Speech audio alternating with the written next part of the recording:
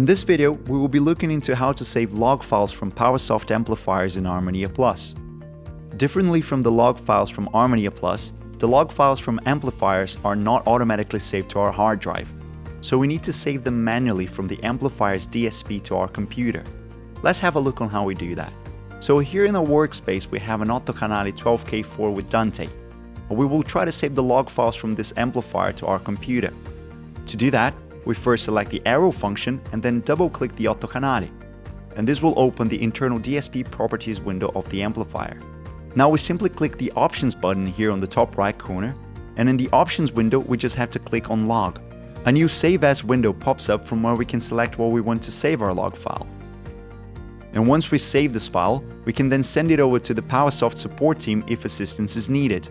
We strongly recommend keeping the zip format of this file and then sending it to support.audio@powersoft.com.